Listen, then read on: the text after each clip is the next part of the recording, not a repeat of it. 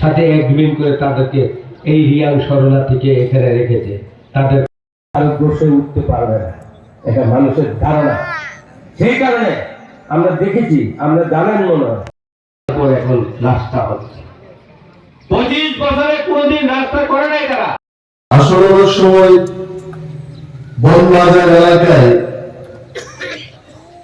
দাঁড়িয়ে ক্যালকুলেশন অর্থাৎ শুদ্ধ বাংলায় বক্তৃতা করার মনের মধ্যে এটা চাই না। আমরা বাড়ি করে যে ভাষায় কথা বলি ওই ভাষাতে ভালো না। এখন মহিলারা অনেকেই বলবে যে খেয়েছিল গিয়েছিল, এটা মজা লাগে না। অবশ্যই একটু মজার ভাষাতেই বক্তৃতা করলে অবশ্যই ভালো লাগে। এই নির্বাচন কিন্তু ত্রিপুরার মানুষের জন্য খুব গুরুত্বপূর্ণ নির্বাচন।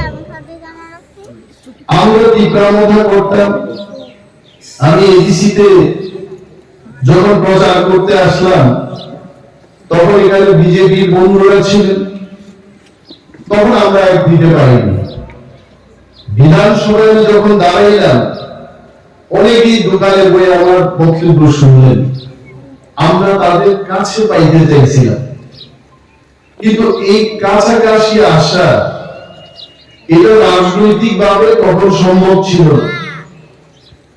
আজকে ত্রিদলীয় জোট ত্রিপুরায় আমরা গঠন করতে পারছি।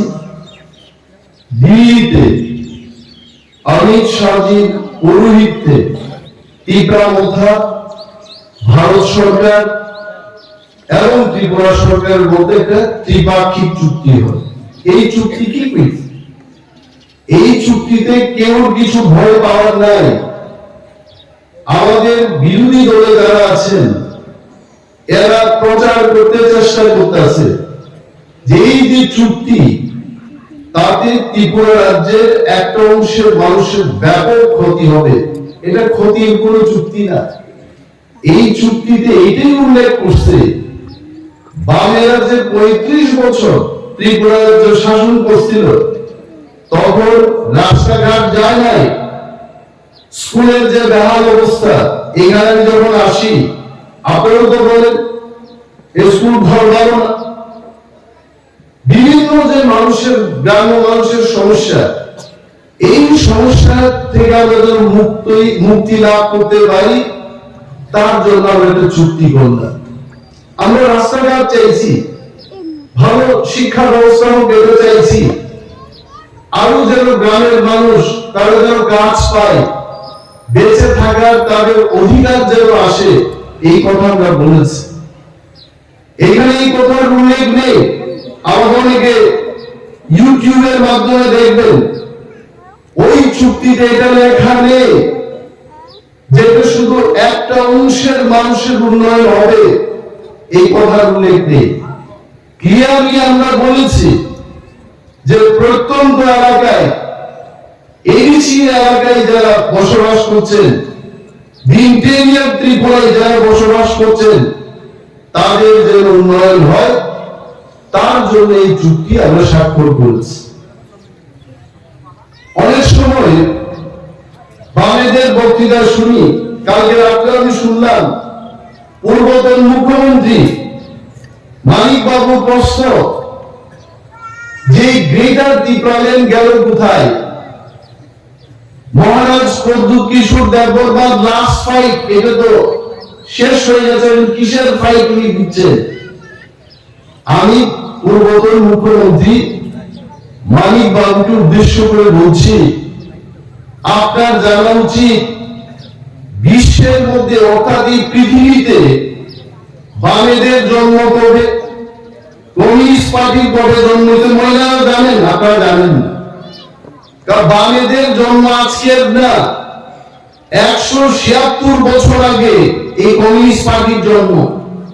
কার্ল মার্কস আর কে ফ্রেডরিক এঙ্গেলস, এই দুই লোক মার্ক্সবাদের সূচনা করেন 1848 সালে। এদের কি দাবি আসলো? বলছে ভাই এখানে যারা মহিলারা বই দিচ্ছেন কেউ পাবে কেউ পাবে না, এটা হবে না। সবাই ভালোভাবে থাকবেন, এটা হচ্ছে সাম্যবাদ কমিউনিস্টদের বক্তব্য। তো কমিউনিস্টের শাসন আমরা দেখেছি 35 বছর। গরিব মানুষ আছে না তাদের শাসনে? আজকে আমি যখন এলাকাতে আসি আমাকে বলে, দাদা আমার একটা ঘর চাই, আমার স্বামী অসুস্থ, মেডিকেল ট্রিটমেন্টের জন্য পয়সা চাই। 176 বছর আন্দোলনের পরেও তাদের সাম্যবাদ আইছে না, ছেড়ে দিছে না রাজনীতি, তারপরে তো রাজনীতি করে। 35 বছর বামেরা শাসন করছে ত্রিপুরায়, সমস্ত মন্ত্রী তাদের, মুখ্যমন্ত্রী, পুলিশ মন্ত্রী, পঞ্চায়েত মন্ত্রী, দুনিয়ার মন্ত্রী। 35 বছরে কম কথা না। 35 বছরে একটা লোক সে জীবন থেকে যুবকের বয়সে বিয়ে করে পিতৃত্ব লাভ করতে পারে, এই সময় পর্যন্ত তারা ত্রিপুরার শাসন করত। তারপরেও কিন্তু সাম্যবাদ আয়োজন এরা আসছে। ধন্যবাদ জানাই ত্রিপুরার মানুষকে। গত 2018 সালে ত্রিপুরার মানুষ, ত্রিপুরা, ওয়ানসা, মণিপুরি, মুসলমান, সমস্ত অংশের মানুষ সবাই একসঙ্গে যদি এই বামেদের বিরুদ্ধে যদি লড়াই করে ভোট না দিত, আজকেও কি তারা থাকতো? মানুষ কথা বলতে পারতো না। ভিলেজ কমিটির ইলেকশনে ইলেকশন করতে দিত না। ব্যালট বাক্স কোনো পরিবর্তন করত, মানুষ কথা বলতে পারত না। বিডিও থেকে শুরু করে পুলিশ, এভরিওয়ান সিপিএম এর লোকগুলিকে বসিয়ে রাখতো। বিরোধী দলের লোক পিলা খাইতো, তারপর কমপ্লেন লেখার কোনো জায়গা ছিল না। এরা গণতন্ত্রের কথা বলত। রাজাবাবু লাস্ট ফাইটের কথাটা বলছে, আরে লাস্ট ফাইট তো টাইম দিছিল। আপনাদের মনে আছে কিন্তু শনির নিশ্চয় মনে আছে। বামেরা এইবার যে 2023 ইলেকশন গেল, ইলেকশনের বিকেল বেলায় সাংবাদিক সম্মেলন করতে আমার মনে আছে কি হইতে, কোন নির্বাচন খুব সুষ্ঠুভাবে হইতে, সব মানুষ ভোট দিতে পারছে, তাদের কোনো কমপ্লেইন নাই। এটা আমার কথা না, আপনারা ইউটিউব দেখেন। তারপরে পরের দিন থেকে অর্থাৎ নির্বাচন যেদিন শেষ, পরের দিন থেকে এরা কনফিডেন্ট, এদের সমন্বয় কমিটি কর্মচারীরা চাঁদা তুলতে আরম্ভ করছে। আমরা করতেছি কংগ্রেস এদের বন্ধু ছিল, কংগ্রেসের নাম নিছে না, ও কংগ্রেসের বাদ দিয়েই সিপিএম এর 2023 ক্ষমতা আইতাছে, চাঁদা তুলতে আরম্ভ করছে। কারণ বিজয় মিছিল করতে হবে। যেই বাক্স তীব্রা মতার দ্বারের কাছে আনছে না, এবং যে তীব্রা মতা বড়দূর 4-5টা সিট জিতবো, এটা পার্টি না। যেই বাক্স পাও খুললো, বামেরা 16 থেকে 9 মাইল 11, আর ভগবানের নামে দিছেই তাহলে 10। ওকে, তারপর তীব্রা মতা হয়ে গেল প্রধান বিরোধী দল। সহ্য হয় না অনিলের দেববর্মা বিরোধী দল নেতা বিধানসভায় মানুষের জন্য কথা বলে, তারপরেও বলে অনিমেষ বাবুর মধ্যে বিরোধীর চরিত্রের চেয়ে সরকারের চরিত্র দেখি আমি যাই না, কি চরিত্র এরা দেখছে, এটা যারা সহ্য হয় না। আর এরপরে এখন নাবিক বাবু বিভিন্ন জায়গায়, ত্রিপুরার বিভিন্ন জায়গায় বক্তৃতা করে বলেন যে তীব্র মতার কারণে আমরা বামেরা ক্ষমতা দখল করতে পারি নাই। বলছে যে 22টা জেনারেল সিটে যদি তীব্র মতার প্রার্থী দাঁড় না করাতো, বামেরা বলে সরকার আইতো। আচ্ছা বলে তো তীব্র মতা বলতে কি সিপিএম এর বাঁচানোর জন্য আমরা করছি? আমাদের তো দাবি দেওয়া আছে। নির্লজ্জভাবে এখন বলেন উনি যে তীব্র মতার কারণে আমরা ক্ষমতায় আইতে পারছি না। আরে মহোদয়, আপনি তো বুঝছিলেন, আপনার দল বুঝছিল, সবাই ভোট দিছে, সবকিছু ঠিক আছে, রেজাল্টের পরে আপনাদের বাক্য চেঞ্জ সেই কি ব্যাপার? আসলে বাংলারা বুঝে না। সেদিন উনি আরো বক্তৃতায় বললেন, আমরা মানুষের জন্য সবকিছু করেছি, কিন্তু মানুষ ওনাদের সাথে বেঈমান করেছে। এটা ওনার বক্তব্য। এইভাবে কি মানুষ ভোট দেবে বলুন? এই আশ্রমবাড়ি বনবাজার এলাকায় সিপিএম এর রাজত্ব অন্তত 65 বছরেরা রাজত্ব করছে এই এলাকায়। আমাদের ত্রিপুরায় কংগ্রেসের সরকার এইখানে বিদ্যালয় পড়ায় এলেন। ত্রিপুরা রাজ্যে জোটের সরকার এইখানে কংগ্রেস বিদ্যালয় পড়ায় এলেন। তখন তো সিপিএম এর রাজত্বই ছিল। কেন আজকে একটা চাষার ঘরে টিসিএস অফিসার হইল না? একটা সন্তানের বাড়িতে কেন একজন সুদক্ষ অফিসার জন্মগ্রহণ করলো না? তার জন্য আমরা দায়ী না বিজেপি পার্টি দায়ী? এই শহরটার মধ্যে আপনি চিন্তা করেন, এটা হাইওয়ে সড়ক শ্রমিক ঠিকই বলেছে। এটা ত্রিপুরা রাজ্যে আগে একটাই হাইওয়ে আছে। এই হাইওয়েতে যখন পাহাড় থেকে ধস নামতো, আসাম আগরতলা সড়ক বন্ধ। আমার মনে আছে 2018 ইলেকশনের আগে আমাদের ত্রিপুরার বিজেপির পূর্বতন মুখ্যমন্ত্রী বিপ্লব বাবু, উনি প্রদেশ কমিটির সভাপতি ছিলেন। চুড়াইবাড়ির কোথাও গিয়ে উনি হাইওয়েতে গিয়ে দারুণ রোপণ করছেন। আপনাদের মনে আছে এটা? এটা বামেদের আমলে। আর আজকে যখন বিজেপির সরকার হইতে ওই হাইওয়েতে তো ডাবল লেন করেছে, তারপরে আরো 6টা কমপ্লিট হয়ে গেছে হাইওয়ে, আরো 2টো হচ্ছে। টোটাল ত্রিপুরা রাজ্যে আজকে এই ন্যাশনাল হাইওয়ে আপনারা কল্পনা করতে পারেন? আর সেই দিন আমরা দেখবো আবার যদি ভারতীয় জনতা পার্টির সরকার, মোদীজির নেতৃত্বে তৃতীয়বার যদি সরকার হয়, আমি আশা করছি, আমি আশা রাখছি, এটা আমি কেউ থেকে শুনি নাই, নিশ্চয়ই আমাদের খোয়াইয়ের লোকেরা ট্রেনের যে যোগাযোগের যে ব্যবস্থা, এটা মনে আমাদের ভাগ্যে হইতে পারে। আগেরা কি করছে? বামেরা কি কইতে আন্দোলন করতেই এখান থেকে চাষা জোড়া মুন্ডা তেলেঙ্গানায় নিয়ে যেত আগরতলায়। দাবি কি? ত্রিপুরায় ধর্মনগর থেকে ছাব্বুন পর্যন্ত রেল লাইন সম্প্রসারণ করতে হবে। বুঝলে আন্দোলনই করাইতে মানুষের চাঁদা, চাষাদের থেকে কৃষকদের থেকে চাঁদা তুলতে তুলতে কৃষকরা টাইম দিছে না, কৃষকদের চাষবাস করার টাইম দিছে না। শুধু আন্দোলনে চলো, আল্লাহ ওটা করে রাখবো জিগাইছে, কিন্তু চাষারা কৃষকরা জিগাইছে কই বাবা দিন যে আন্দোলনে যাবো, মিটিং এ যাবো, আর এই লাঙ্গল জুয়া এগুলো তো রেখে দিতে বলছি, ছাদের উপর তুলে দাও, চলো আমরা আন্দোলনে যাই। কৃষকের অবস্থায় শেষ, কৃষক আর কৃষিকাজ করতে পারে না। আর যারা নেতৃত্ব দিছে, এটা আমার কথা না, যারা কৃষক সভার নেতৃত্ব দিছে, একটা লোক কৃষক অংশের মানুষ নাই, এরা সব বাবু, এরা কৃষক নেতা সাইজা কৃষকদের জীবন শেষ করছে। এই হচ্ছে বামপন্থী। এদের মুখ দেবেন, দেখছেন কোন চেহারা দেখেন, এরা এখন না শোষণ করেছে, এরা জানে। আরো কই যাচ্ছে না ওই ত্রিপুরা রাজ্যে এই বিজেপি সরকার কি করেছে? বিজেপি সরকার কি করেছে মানে আজকে শ্রমিক যে কথাগুলো বললো, মানুষের জন্য কি স্কিম আসছে না?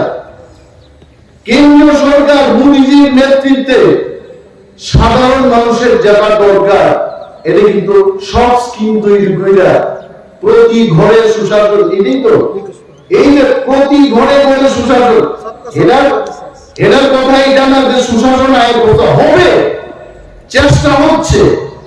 এবং সবকা সাথ সবকা বিশ্বাস সবকা বিকাশ, এই কথার অর্থ কি?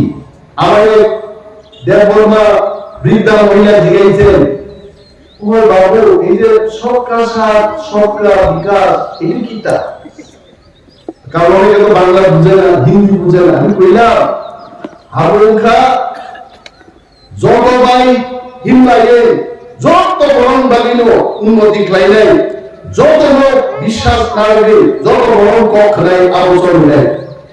মহিলা আমাদের বুঝে এই স্লোগানটা বানাইছে কে?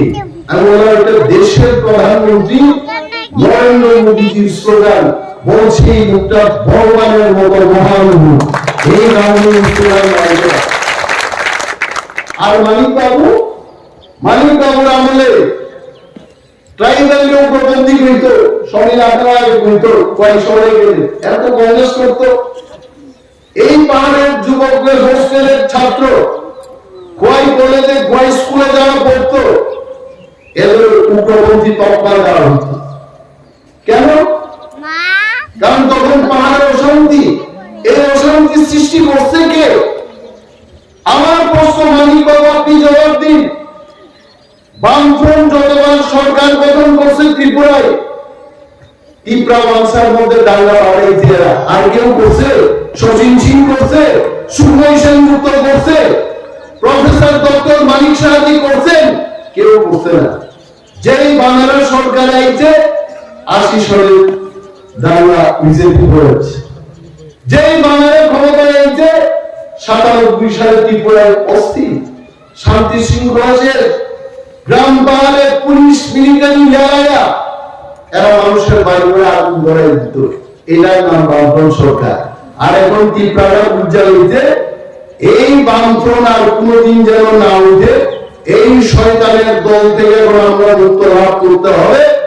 মোদীর সেই সবকা সাথ সবকা বিকাশ, এক ভারত শ্রেষ্ঠ ভারত, এটাতে আমরা অংশীদার হব। আমাদের যা পাওনা বলেছেন, ভারত সরকারের কাছে গিয়ে আমরা যখন বললাম আমাদের রাজনৈতিক অধিকার চাই, আমাদের বলছে হয়ে যায়গা, ও হোগা। আমরা যখন বললাম গরিব কৃষকদের, গরিব ত্রিপুরাদের, এডিসি এলাকায় যারা সরল জীবন যাপন করা পিছিয়ে পড়া সমস্ত অংশের মানুষের জমির অধিকার তাদের হাতে তুলে দিতে হবে, ভারত সরকার বলেছে মোদী হোগা। আমরা যখন বললাম প্রত্যেকটি জাতিগোষ্ঠী তার নিজস্ব কালচার, এখানে সান্তালদের একটা কালচার আছে, এখানে চাষাদের একটা কালচার আছে। আমি ছোটবেলায় আমার গ্রামের ওইখানে কিছু গৌড় অংশের মানুষ, মানে ছত্তিশগড়ীয় যে গৌড়, এরা ওনাদের বিবাহ আসরগুলোতে একটা গান করতো, চাকচায়ের বাজে, লিলির বাজে, হলদি মাইখা এরা ডান্স করতো। মূল্যবান, এটা তাদের কালচার, তাদের সংস্কৃতি, এটা মজা রাখতে হবে। আমি কি চাপাই দিব যে শাড়ি পরা চলবে না, রিংটাই ভর্তি দিব, এখানে চাষার ল্যাঙ্গুয়েজের ভাষায় কথা বলতে পারবে না, কর্কট বলতে হবে? এইটা গণতন্ত্র না, এটা কারা বলেছে? আইডেন্টিটি ত্রিপুরার মতো জাতে এরা লিখে দিয়েছিল সরকারে। আপনারা এটা খেয়াল রাখবেন, আগে ছোট বয়সে কয়শোটা আইতাম বোর্ড লেখা দিত, কয় জাতি উপজাতি সম্প্রীতি তৈরি করতে হবে। আরে জাতি আর উপজাতির মধ্যে কি যে তোমার তুমি বোর্ড লাগাই এখানে সম্প্রীতির চেষ্টা করতেছ? সম্প্রীতি মুখে হয় না, সম্প্রীতি বিপদে আপদে হেল্প করে সাহায্যের হাত বাড়িয়ে সম্প্রীতি আনতে হবে। এই আমার ছোট ভাই শরীর এখানে বলেছে যে দ্বিমন্দের রাজনীতিতে বিশ্বাসী না মোদীজি, উন্নয়নের রাজনীতিতে বিশ্বাসী। পাহাড়ে স্কুল চাই, রাস্তাঘাট চাই, জলের ব্যবস্থা চাই, তার জন্য কিন্তু এই ত্রিদলীয় জোট, এটার করে সম্প্রীতি তৈরি করতে হবে। আর এলাকায় স্কুল দিতে, এটা সত্য কথা। অযথা এই বনবাজার এলাকায় মিছিল লড়াই যে লড়াই করে ভাবতে চায়। আর দুনিয়ার মধ্যে এখন এখানে কাটা তাদের বেড়ার পারে পারবো, কন্যাটাই কাটা তাদের বেড়ার পারে দিয়ে মজদুরের করতে পারবো?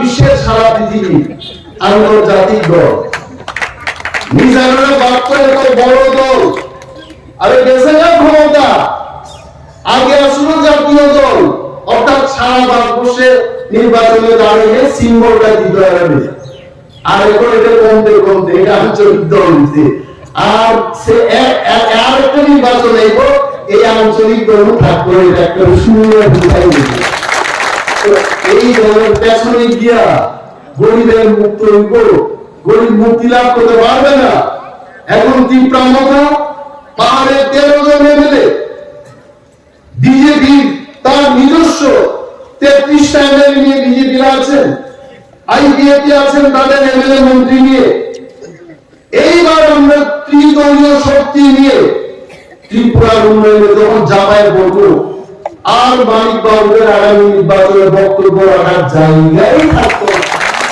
আর এরা বলে আর একটা কথা কই আমি শেষ করবো মহিলারা আপনারা চিন্তা করেন আর কেন কি কর আমি ইউটিউব খুলে এরা মিথ্যা কথা দেখি এরা তো মিথ্যা কথা বলার কিছু করে না আগে সিবিএন এর নেচার থেকে বনবাজারে দাঁড়াইয়া কবে চীন রাশিয়া আরে ভাই চীন রাশিয়াতে তুমি তো গেছোই না আমার পূর্বপুরুষের কোনো ব্যাটাই চিন্তা করে গেছে না এইখানে খুব বক্তৃতা করবো মানুষ ভাবতো আর সর্বনাশ এই পার্টিতে কি পার্টি চীন জাপান পর্যন্ত এটা প্রসার দিছে মানুষ বুঝছে 35 বছর এখন মানুষ বুঝছে যে আন্তর্জাতিক দল এরা আসলে কিছু না এটা মিথ্যা কথাই এরা এখন মিথ্যা আমরা বিদাতে মোদি সাহেব মোদিজি কি কইছেন মোদিজি আমার মনে আছে গত পার্লামেন্ট নির্বাচনে কইছে हम भाजपा वालों हम अकेले ही सरकार बनाएंगे করছে का এইবার মোদিজি কইতেছেন আপকি বার 400 পার 400 রাশি পাইয়ে দিব আর মানুষের মুখে মুখে মা বোনেরা কইতাছে সারা দেশ কইতাছে মোদি এত মুমকিন রে আর মোদিজি যা বলে মোদিজি এটাই করে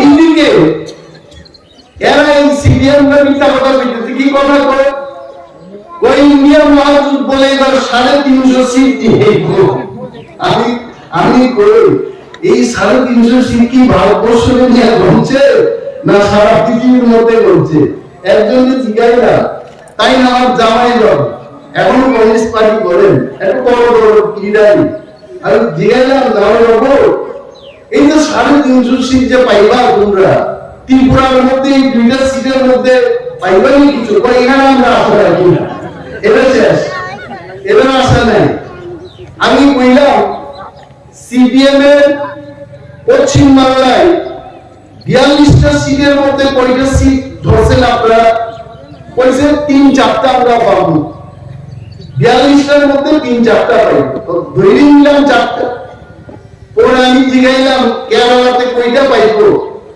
কোন 6টা ধরে নিলাম 6টা 6-4-10 আমি উনাকে জিগাইলাম জামাই বাবু তো ওই 350 মধ্যে 10টা সিট আইলো আর কে আইবো এই সাইডে আমরা যারা যুগ সঙ্গীরা নিয়ে শুনেন এইটা কই নদীতে নৌকা নিয়ে জল মানে নদী পাইপ করার ঘটনা না এটা সারা দেশে ধরে আপনি দেখছি যে সিপিএম এর পশ্চিম বাংলা ত্রিপুরার কেরালা ত্রিপুরায় তো দুইবার আসছে পশ্চিম বাংলাতেও আসছে একটা লোকসভা কইতাছে আর এরা কইতাছে 350 সিট দিয়ে হবে না এটা মিথ্যা কথা আর এরা নানা প্রচার করতে পারে আমি জানি আমরা খবর পাইছি যে এরা একটা বেজাল লাগাবে এরা যে প্রার্থীদের নির্বাচন টিকায় রাখবো এই প্ল্যান নাই এরা প্ল্যানটা বাইকে লাগানোর প্ল্যান ফুটবল খেলতে নেই না যখন দেখেছে বিরোধী দল একেবারে গোলের পর গোল দিতে আছে তখন সব প্লেয়ার দেখবেন কেউ বুকে শ্বাস নেয় কেউ পা ব্যথা কেউ রক টেনে সবাই বিভিন্ন খেলা হবে এরা বাইকে যাওয়ার প্ল্যান, এদের কিচ্ছু করতেই না। এরা এখন ফিডার মিটিং একটা শো দেখায় আর বলবো আমরা ইলেকশন বয়কট করবো, আমাদের গণতন্ত্র নাই ত্রিপুরার যে আমরা বয়কট করবো, এটাই তাদের নিয়ম। কিন্তু এরা কয়েকদিন বক্তৃতা করবো, বয়কট করে দিন, শেষ। এলার নাম সিপিএম। আর এদের পেছনে আপনারা দেখবেন আর একটা টেকনিক এরা এখন করে, আগের পুরনো যারা চেয়ারম্যান মেম্বার এদের নাম এবং মোবাইল দিয়ে মোবাইলে নাকি ক্লাস করে। আমি কই আমরা ময়দানে নাইনি সবাই 100 জনকে তো বুঝাতে পারবো না, 90 জনকে পারবো, 95 জনকে পারবো। আর বেচারা মেলার মাঠে অফিসে বইয়া মোবাইলে ফোন করে পার্টি করবো, এদের আর কোনো শক্তি নাই। এই মোবাইল একদিন দেখবেন এই মোবাইল চার্জ করার টাকাটাও আর থাকতো না, তখন আর মোবাইলেও ক্লাস ছিল না, নিশ্চিত। আমি আর বিশেষ কিছু বলবো না, আপনারা যথেষ্ট ভাবে আশারবাড়ি কেন্দ্রে আমাকে আশীর্বাদ করেছে, এখনো আছে। এবং আমাদের এই কথা বলে বিশ্বাস করব যে সারা ভারতবর্ষের মধ্যে কিন্তু এই সমীক্ষাটা করলে আমার মনটা ভালো লাগে। এটা আমার কথা, এটা বিজেপির কথা না।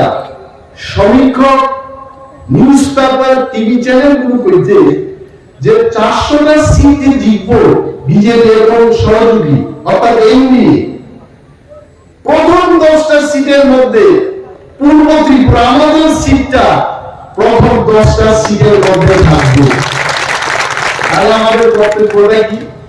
আমাদের কর্তব্যটা হলো 26 তারিখ যত ঠান্ডাই হোক জল দিয়ে স্নান করে সরষের তেল, নারিকেলের তেল যে যাই মাখে, মিডিয়া মুসলমান যা যে মাখে, মাইকা যে যার ভাবে কেউ, আমি যেমন একদম তার বছর স্টাইলে চুল আছে, তার মন আছে, চুলই নেই, তো যে যার স্টাইল দিয়া আপনার স্নান করবেন, ভোট দিবেন। তীব্রামতার অনেক সমর্থক হইতে পারে, আনারস তো নাই, আনারস সেই গানে, কারণ এইবার একটাই সিম্বল পার্লামেন্টে কৃতি দেবী দেববর্মার যে সিম্বল, মহারাজার বড় বোনের যে সিম্বল, এটা হচ্ছে পদ্মফুল। তো পদ্মফুল, এই পদ্মফুলে গিয়া তীব্রামতা আইপিএফ এবং বিজেপির সমর্থকরা ভোট দেবেন, এটাই আমাদের সিম্বল। আর দেখবেন সকাল 10টা না হইতে হইতে ভোটের মার্জিন এমন বাড়বো, আমাদের দুই প্রার্থী পশ্চিম ত্রিপুরা এবং পূর্ব ত্রিপুরা ভোটের ভারে, যেমন মানুষের যে তুলা বহন দিয়ে নিয়ে যায়, দান কাজে নিয়ে দেয়, বেশি পরিমাণে দান নিয়ে এটা হাত পায়, আমরা প্রার্থীরাও ভোটের ভারে এত সমর্থন পাইব, হাত পাইব। আর এরা আমি ভোট দেন, ও কাকা ভোট দেন, কেউ দিত না, সব ভোট পড়বে পদ্মভূমি, একদম পদ্মফল, লক্ষ লক্ষ ভোটের ব্যবধানে এইবার জয়লাভ করবে। আপনারা শুধু নির্বিঘ্নে নিশ্চিন্তে ভোট কেন্দ্রে যান এবং ভোট দিন। আর বিশেষ কিছু বলছি না, সবার কাছে কৃতি দেবী দেববর্মাকে সমর্থন জানিয়ে পদ্মফুল চিহ্নে ভোট দেবেন, এই অনুরোধটা রেখে আমার বক্তব্য শেষ করছি। তীব্রামতা আইপিএফটি বিজেপি জিন্দাবাদ।